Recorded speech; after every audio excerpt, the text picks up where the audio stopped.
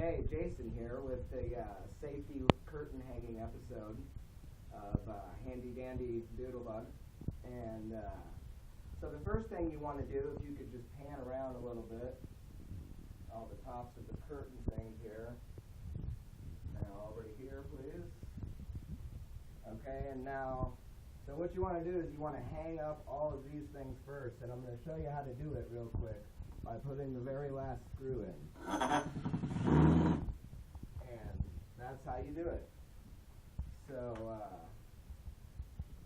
that's about it for now. We'll get back to you when the curtains are all up. Thanks for watching.